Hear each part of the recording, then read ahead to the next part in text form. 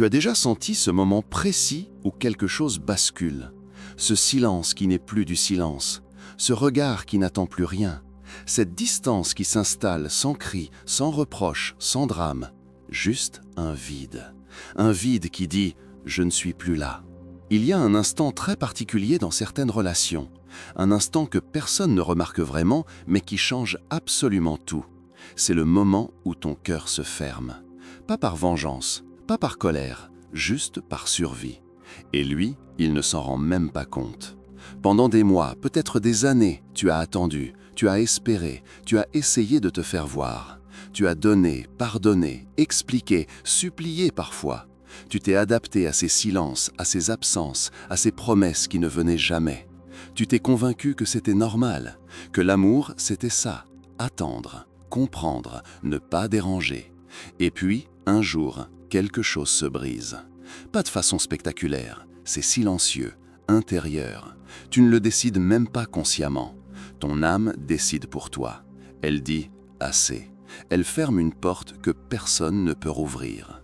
C'est là que commence quelque chose d'étrange. Parce que lui, il ne voit rien. Il continue sa vie, persuadé que tu seras toujours là, que tu l'aimeras toujours de cette façon inconditionnelle, infinie, presque maternelle. Il prend ta présence pour acquise, comme on respire l'air sans y penser. Mais toi, tu changes, tu t'éloignes. Pas physiquement, pas tout de suite. Tu t'éloignes de l'intérieur. Tu arrêtes de chercher son regard. Tu arrêtes d'attendre son message. Tu arrêtes de te raconter des histoires. Et c'est là, précisément là, qu'il commence à sentir quelque chose. Jung disait que nous projetons sur l'autre ce que nous ne voulons pas voir en nous-mêmes. Et souvent, ce qu'un homme projette sur une femme, c'est sa propre capacité à aimer, sa propre vulnérabilité, sa propre humanité. Il la met sur un piédestal, il l'idéalise, mais il ne la voit pas vraiment. Il ne la voit que comme un miroir de ce qu'il refuse d'être, tendre, présent, engagé. Alors quand ce miroir commence à se détourner, quand tu arrêtes de refléter son besoin, quand tu récupères ton énergie pour toi-même, quelque chose en lui panique. Pas par amour, pas encore, mais par perte de contrôle, par peur de l'abandon, par terreur du vide. C'est le moment secret, ce moment où il réalise qu'il peut te perdre, vraiment te perdre. Et ce n'est pas romantique, ce n'est pas comme dans les films, c'est brutal, désorientant, effrayant. Si ce genre de réflexion te parle, si tu as déjà vécu ce moment de ton côté ou du sien, abonne-toi à la chaîne et reste avec nous, parce qu'on va plonger ensemble dans ce qui se passe vraiment à l'intérieur de cette dynamique invisible. Comprends bien une chose, ce moment sucré ne surgit pas de nulle part. Il ne tombe pas du ciel un mardi matin sans raison. Il se construit lentement, dans l'ombre, pendant des mois, des années parfois. Et il se construit à partir d'une douleur très précise. La douleur de ne pas être vu, la douleur de ne pas être choisi, la douleur d'aimer quelqu'un qui te traite comme une option, comme un refuge, comme une certitude tellement évidente qu'elle ne mérite même plus d'attention. Carl Jung a passé sa vie à étudier ce qui se passe sous la surface. Il a compris que nous portons tous en nous des blessures invisibles, des peurs enfouies, des besoins non reconnus, et que ces blessures dirigent notre vie de façon inconsciente, comme des fils invisibles qui nous tirent dans des directions qu'on ne comprend pas. Pour beaucoup d'hommes, il y a une terreur enfouie, une peur très ancienne, la peur de ne pas être assez, pas assez fort, pas assez compétent, pas assez stable. Cette peur, ils l'enfouissent profondément. Ils construisent une façade, une image, ce que Jung appelle la persona. Une armure sociale qui montre au monde ce qu'ils veulent qu'on voit. Cette persona, c'est l'homme indépendant, celui qui n'a besoin de personne, celui qui garde le contrôle, celui qui ne montre jamais sa vulnérabilité.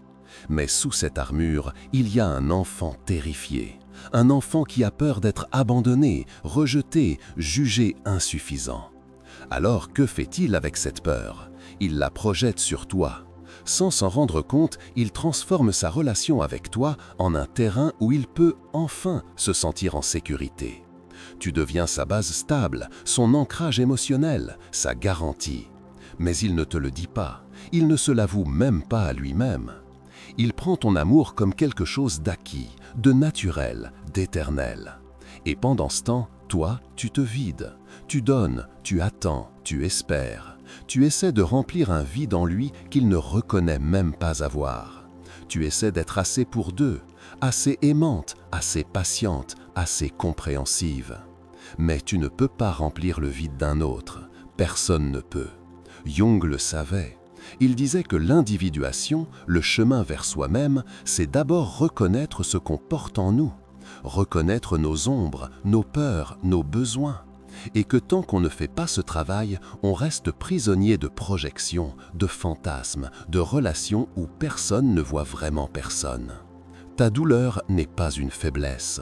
Ta douleur, c'est ton âme qui te dit « Regarde, regarde ce qui se passe, regarde comment tu t'abandonnes pour quelqu'un qui ne te voit même pas. » Et cette douleur, aussi insupportable soit-elle, c'est elle qui va te réveiller. C'est elle qui va déclencher ce moment secret où tout va basculer.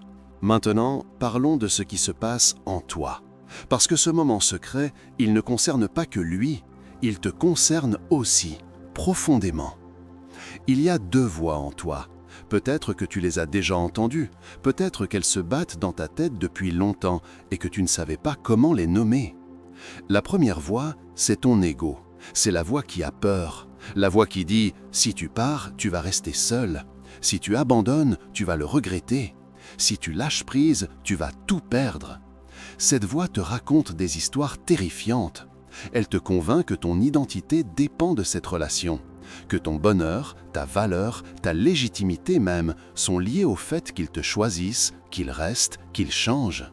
Cette voix, elle te fait porter des masques, elle te pousse à être douce quand tu voudrais crier, à sourire quand tu voudrais pleurer, à comprendre quand tu devrais simplement partir. Cette voix, c'est ta persona, c'est l'image de la femme parfaite, patiente, aimante, qui ne demande rien, qui ne dérange jamais.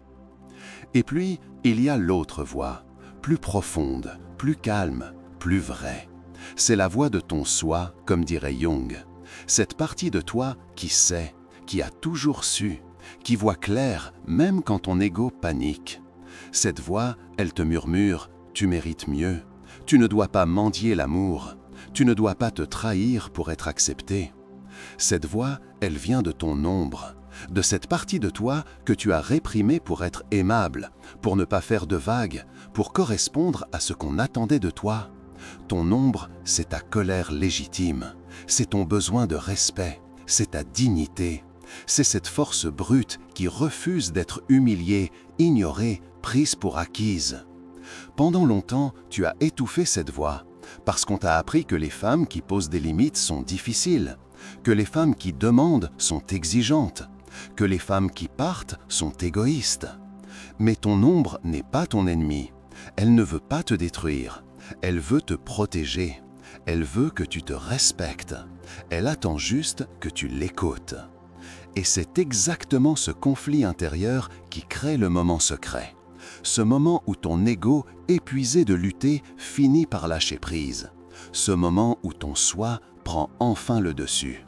Ce moment où tu arrêtes de supplier ton cœur de rester et où tu lui permets enfin de partir. Ce n'est pas une décision rationnelle. Ce n'est pas quelque chose que tu planifies. C'est organique, viscéral. Un jour, tu te réveilles et tu ne ressens plus rien. Plus de colère, plus d'espoir, plus d'attente. Juste un calme étrange. Un détachement qui te surprend toi-même. Et c'est là qu'il le sent. Parce que l'énergie a changé. L'énergie que tu lui donnais, cette énergie invisible qui le nourrissait sans qu'il s'en rende compte, elle n'est plus là. Et lui, il panique. Parlons maintenant de ce qu'il s'est raconté. Parce que lui aussi porte une image déformée de lui-même. Une croyance limitante qui dirige toute sa vie sans qu'il le sache. Il s'est convaincu qu'il était autonome, indépendant, qu'il n'avait besoin de personne, que sa force, c'était de ne jamais dépendre émotionnellement de quelqu'un, que montrer sa vulnérabilité, c'était de la faiblesse, que s'ouvrir, c'était prendre un risque inacceptable. Cette croyance, elle vient de loin, peut-être de son enfance, peut-être de blessures anciennes, peut-être d'un père distant, d'une mère froide, d'abandon précoce, peut-être simplement d'une société qui lui a appris que les hommes ne pleurent pas, ne demandent pas, ne montrent pas leurs failles. Alors, il a construit une forteresse, une image de lui-même comme quelqu'un de solide, de rationnel, de maître de son destin. Et dans cette image, tu occupes un rôle très particulier. Tu n'es pas vraiment une partenaire, tu es un refuge, un havre émotionnel, une mère symbolique, une présence qui le rassure sans qu'il ait à donner quoi que ce soit en retour. Il ne se rend pas compte qu'il projette sur toi toute sa vulnérabilité refusée. Il ne voit pas qu'il a besoin de toi, profondément, viscéralement. Il croit que c'est toi qui as besoin de lui. Il croit qu'il te fait une faveur en restant. Il croit que son simple présence, même distante, même absente émotionnellement, devrait suffire. Cette croyance, elle le protège de sa peur la plus profonde, la peur d'être abandonné. Parce que s'il ne s'attache pas vraiment, s'il garde toujours une distance, s'il ne s'investit jamais complètement, alors personne ne peut vraiment le quitter. Personne ne peut vraiment lui faire mal. C'est une stratégie de survie, une armure invisible. Mais cette armure a un prix. Elle l'empêche de ressentir, elle l'empêche d'aimer vraiment, elle l'empêche d'être présent, elle le transforme en spectateur de sa propre vie, en fantôme dans ses propres relations.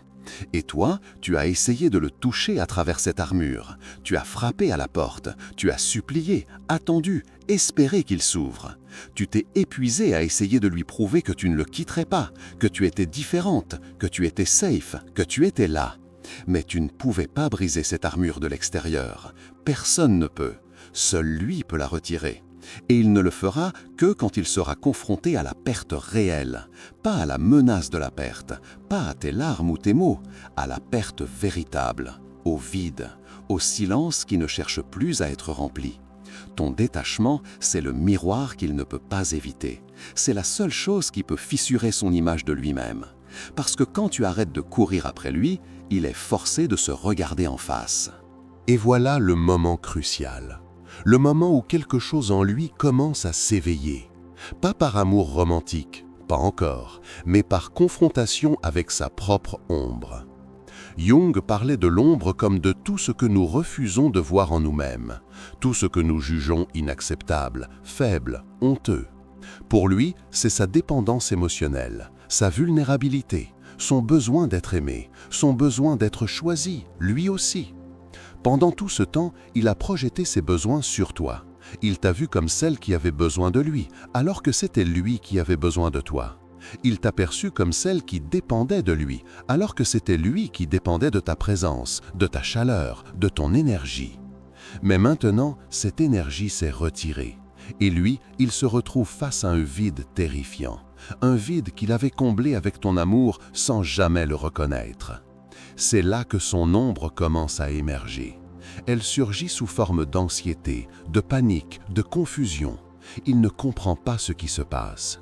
Il te voit différente, lointaine, indifférente, et ça le déstabilise complètement. Il commence à penser à toi, beaucoup, de façon obsessionnelle parfois. Il se demande où tu es, ce que tu fais, si tu penses encore à lui. Il vérifie son téléphone, il attend tes messages qui ne viennent plus. Il cherche des signes de ton attention qui ont disparu. Et ça, c'est nouveau pour lui.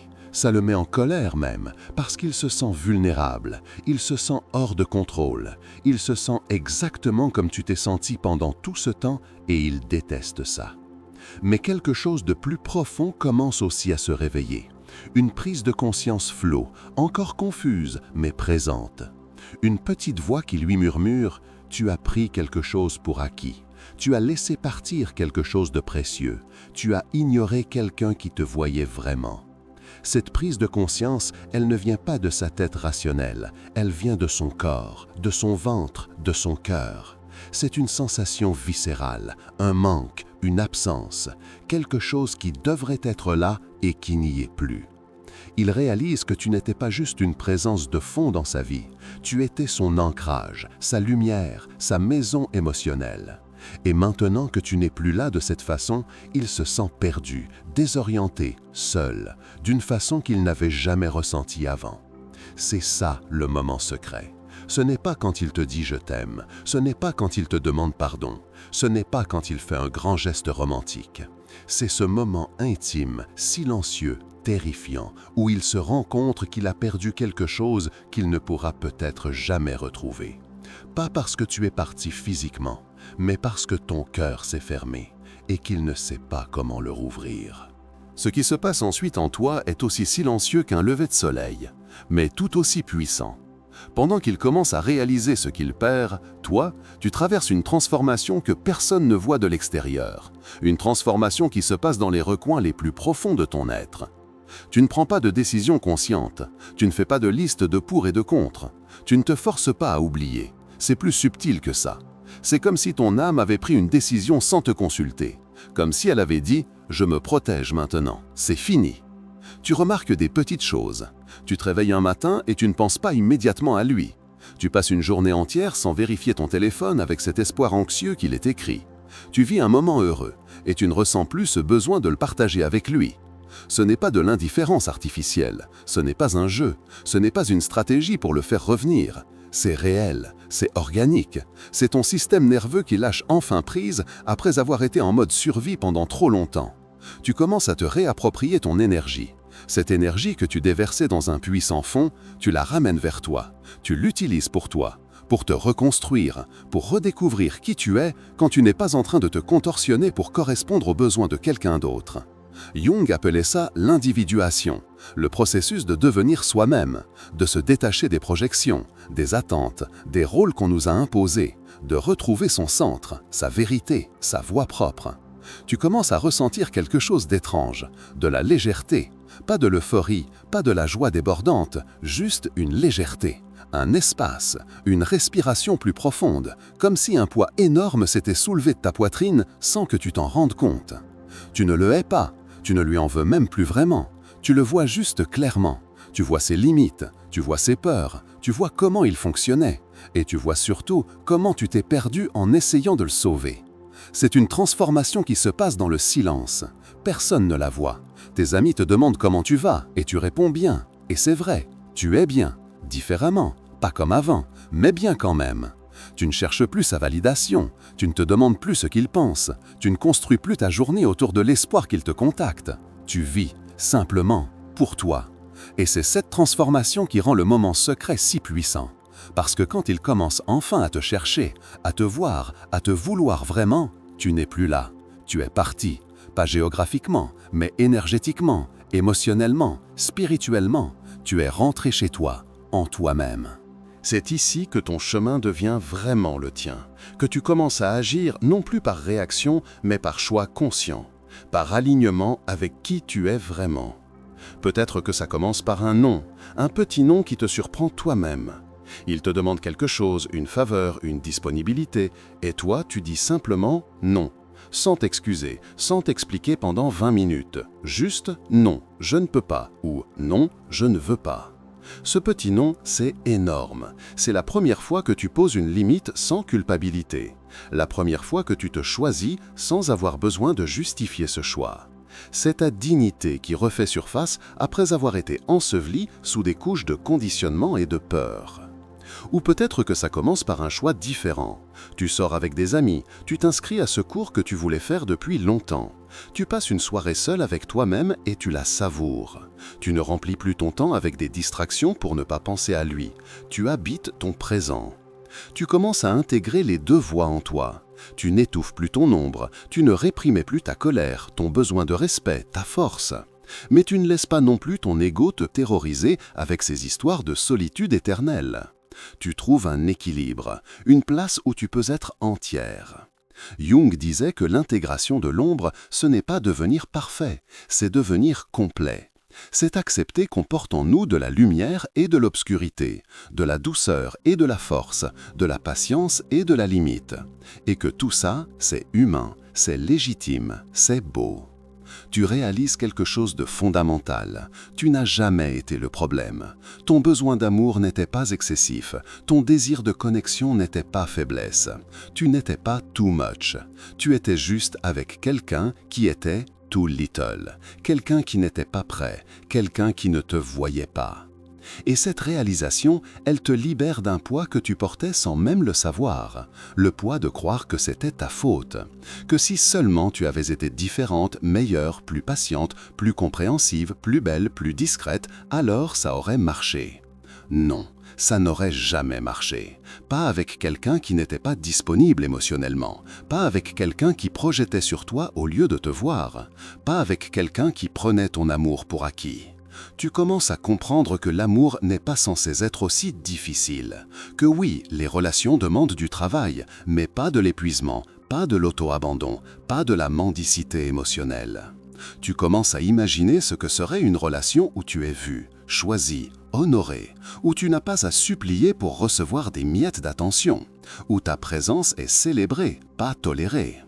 Et cette vision, elle t'ancre encore plus profondément dans ton choix, dans ton départ intérieur, dans ta libération. Et puis arrive ce moment étrange, ce moment où tout s'aligne, où quelque chose de profond en toi se reconnecte avec une vérité que tu avais oubliée. Peut-être que c'est un rêve, un de ces rêves clairs, symboliques, que Jung aurait adoré analyser. Dans ce rêve, tu marches seul sur un chemin. Il n'y a personne autour, juste toi, le chemin et un horizon ouvert. Et dans ce rêve, tu te sens entière, libre, légère. Tu te réveilles et tu comprends, tu n'as besoin de personne pour être complète. Ou peut-être que c'est un moment simple, tu es assise quelque part, un café dans les mains, le soleil touche ta peau, tu respires et tu réalises que tu es heureuse, là, maintenant, toute seule, sans lui, sans la relation, sans l'attente, juste toi et ce moment, et c'est suffisant. Cette reconnexion, c'est toi qui retrouves ta voix intérieure. Cette voix qui avait été noyée sous le bruit de la relation, sous les doutes, sous les questions obsédantes. Cette voix qui te dit « tu as toujours su ce que tu méritais, tu as juste eu peur de le réclamer ». Tu te rappelles qui tu étais avant lui, cette femme forte, vivante, enthousiaste, pas parfaite non, mais entière. Pas besoin d'être sauvée ou complétée, juste toi, avec tes rêves, tes peurs, tes désirs, tes failles. Et tu réalises que cette femme n'est pas morte, elle était juste endormie, étouffée, oubliée. Et maintenant, elle se réveille. Tu commences à te reconnecter avec des parties de toi que tu avais abandonnées, ta créativité, ta spontanéité, ta capacité à rire vraiment, ta sensualité, pas pour quelqu'un d'autre, pour toi, parce que ça te fait du bien, parce que ça te ramène à la vie. Tu réalises que pendant tout ce temps, tu cherchais chez lui quelque chose que toi seul pouvais te donner, la permission d'être toi-même, la permission d'exister pleinement, la permission de prendre de la place, d'avoir des besoins, de réclamer ce qui te nourrit. Cette vérité émotionnelle, elle te traverse comme une vague, et tu sais que c'est irréversible, que tu ne pourras plus jamais revenir en arrière, que tu ne pourras plus jamais accepter les miettes, que tu ne pourras plus jamais te contenter de moins que ce que tu mérites. C'est un deuil aussi, le deuil de l'espoir, le deuil de ce que tu avais imaginé que la relation pourrait être, le deuil de l'homme que tu croyais qu'il était ou qu'il pourrait devenir. Mais c'est un deuil nécessaire, un deuil qui te libère. Et dans cette libération, quelque chose de sacré émerge, une force tranquille, une certitude. Tu sais maintenant ce que tu ne veux plus, et tu commences à savoir ce que tu veux vraiment. Tu n'es plus dans l'attente, tu n'es plus dans l'espoir désespéré, tu es dans la clarté. Et cette clarté, personne ne peut te l'enlever. Maintenant, arrête-toi un instant, respire profondément et demande-toi honnêtement, pourquoi as-tu attendu si longtemps? Pourquoi as-tu donné tant de chance à quelqu'un qui ne te voyait pas? Pourquoi as-tu sacrifié ta paix intérieure pour maintenir une relation qui te vidait? Pourquoi as-tu accepté de porter toute la charge émotionnelle, tout le travail, tout l'espoir? Ce ne sont pas des questions pour te juger, ce sont des questions pour te connaître, pour comprendre les mécanismes inconscients qui t'ont gardé dans cette dynamique trop longtemps. Jung disait que nous répétons des schémas jusqu'à ce que nous en prenions conscience, que nos relations sont des miroirs qui nous montrent ce que nous devons guérir en nous-mêmes, que chaque personne qui entre dans notre vie nous enseigne quelque chose sur nos blessures non résolues. Alors, qu'est-ce que cette relation t'a appris sur toi, sur ce que tu croyais mériter, sur ce que tu avais peur de perdre, sur ce que tu pensais devoir être pour être aimé. Peut-être que tu as appris que tu avais l'habitude de t'effacer, que quelque part dans ton histoire, on t'a enseigné que tes besoins étaient moins importants que ceux des autres, que ta valeur dépendait de ta capacité à être utile, agréable, compréhensive. Peut-être que tu as appris que tu avais peur de la solitude, que tu préférais une relation insatisfaisante au vide, que tu confondais présence physique et vraie connexion, que tu t'accrochais à l'idée de lui plutôt qu'à la réalité de qui il était vraiment. Peut-être que tu as appris que tu portais une blessure d'abandon, que quelque part très tôt tu as intégré l'idée que les gens partent, que l'amour est conditionnel, que tu dois te battre, mériter, prouver ton droit d'être aimé. Ces prises de conscience, elles peuvent faire mal. Elles peuvent te confronter à des vérités inconfortables. Mais elles sont essentielles. Parce que tant que tu ne comprends pas pourquoi tu as accepté ce que tu as accepté, tu risques de répéter le même schéma avec quelqu'un d'autre. La vraie question n'est pas « pourquoi lui ne m'aimait pas assez ?» La vraie question, c'est « pourquoi moi, je ne m'aimais pas assez pour partir plus tôt ?» Et cette question, elle te ramène à toi, à ton propre travail intérieur, à ta propre guérison. Parce que lui, il a son propre chemin à faire, ses propres démons à affronter, sa propre ombre à intégrer. Mais toi, tu as le tien. Tu ne peux pas le sauver, tu ne peux pas le forcer à se réveiller, tu ne peux pas faire son travail intérieur à sa place. Tout ce que tu peux faire, c'est te sauver toi-même, te choisir, te guérir, te reconstruire. Et peut-être, juste peut-être, que le vrai cadeau de cette relation difficile, c'était ça. Te montrer que tu mérites mieux, te pousser à te confronter à tes propres blessures, te forcer à te choisir enfin. Alors, je te le demande encore, et laisse cette question résonner en toi. Es-tu prête à t'aimer autant que tu l'as aimé lui ? Le moment secret où il réalise qu'il peut te perdre à jamais n'est pas la fin de l'histoire. Ce n'est même pas le plus important. Le plus important, c'est le moment secret où toi, tu réalises que tu peux te retrouver, que tu peux te libérer, que tu peux renaître d'une relation qui t'avait vidé. Ce moment où son réveil arrive, souvent il est trop tard. Pas parce que tu es rancunière, pas parce que tu ne crois plus à l'amour, mais parce que tu as changé, profondément, et que tu ne corresponds plus à la projection qu'il avait de toi. Tu n'es plus la femme qui attendait, tu es devenue la femme qui avance. Peut-être qu'il revient, peut-être qu'il te dit enfin les mots que tu voulais entendre, peut-être qu'il fait les gestes que tu espérais, peut-être qu'il promet de changer. Et peut-être que c'est sincère, peut-être qu'il a vraiment touché son ombre, peut-être qu'il a vraiment compris. Mais toi, tu n'es plus dans l'attente de ce moment. Tu n'en as plus besoin pour te sentir entière. Tu ne mesures plus ta valeur à son choix. Tu sais maintenant que l'amour vrai ne te fera jamais douter de ta place, que l'amour vrai ne te laissera jamais mendier des miettes, que l'amour vrai te verra, te choisira, t'honorera sans que tu aies à supplier pour ça. Jung disait que l'individuation, c'est devenir qui on est vraiment, au-delà des masques, des projections, des conditionnements. Et c'est exactement ce que tu as fait. Tu as enlevé le masque de la femme parfaite qui ne demande rien. Tu as intégré ton ombre, ta force, ta dignité. Tu es devenue entière. Et maintenant, que tu choisisses de lui donner une chance ou non, que tu choisisses de rester ou de partir définitivement, ce sera un choix, pas une réaction, pas une peur, pas un besoin désespéré. Un choix conscient, aligné avec qui tu es devenu.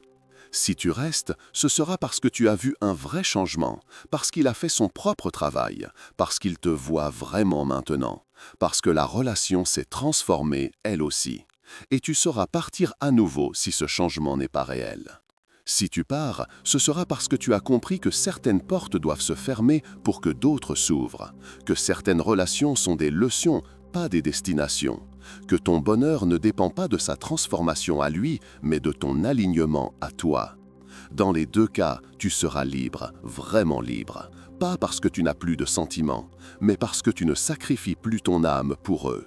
Le moment secret où il réalise qu'il peut te perdre est le sien. Mais le moment secret où tu réalises que tu peux te retrouver, lui, il est tien pour toujours. Tu n'es pas celle qui a été abandonnée, tu es celle qui s'est choisie. Et ça change tout.